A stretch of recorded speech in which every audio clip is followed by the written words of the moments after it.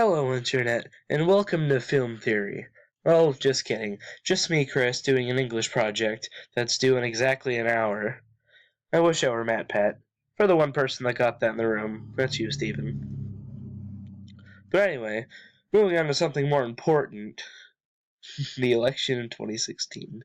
But anyway, moving on to the book, I chose the theme of difficult choices to do my project on. Speaking of difficult choices, but moving on, our main characters here are usually the ones making the difficult choices. Sorry, Slim, you're not important. So the first character we're going to focus on is George. And George doesn't really make a lot of difficult decisions for himself. Usually it's Lenny coming in and poking and prodding at him and causing trouble. So we know from the book that George takes care of Lenny, and he cares for him. So the quote we're going to focus on is that one there. And that, of course, is at the end of the book in Chapter 6. So this chunk of text here from the top represents to when he shows up, and the bottom representing where he pulls the trigger. So that's what it looks like condensed, but let's get rid of that because that's not important. So using this information, we can tell that George cares for Lenny, and that he looks after him all the time. Well, there's that, but let's get rid of that, because that's not important. But anyway, looking at this from a psychological standpoint, and using stuff from the text, we can see that George doesn't want to do this. In the book, it dedicates a whole couple of pages toward him not wanting to do it and him finally going through with it. And of course, in the movie, there was a good 2 seconds of thought there.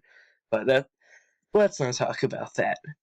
So, of course, he doesn't want to do this. Not only is it his, best friend, sort of, but it's also that he's kind of actually, killing somebody. But let's not insult George here, because, he's a good fellow. But, moving on, let's move on to Candy. So, Candy's difficult decision here is about his dog, and he doesn't want his dog to die. Because it's old, it's not really moving around a lot, it's not doing much of anything, so they want to shoot his dog. So there's a big chunk of text here, again, it being kind of like him not wanting to do it, but eventually having to go through with it, and it takes a while for him to do that. And we can see that from a psychological standpoint, again, there's a lot going on, and he doesn't want to do it, and it's a lot going through his brain that he cares for his dog. So again, a couple of quotes showing this, but we don't need those right now. This is English class. So finally, moving on to Lenny. So Lenny, the difficult choice we're going to focus on here is toward the end of the book, where he's interacting with Curly's wife. And there's a lot in there, again, that he's not wanting to do it, and he's kind of having to balance out what... Oh, get that out of here. He's having to balance out what he wants to do, because he doesn't know what to do. He's kind of scaling out, face George or face Curly's wife, and eventually he does make a decision.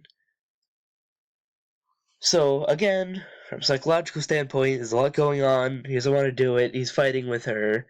And, well, she gets her neck broken. So, well, that's her fault.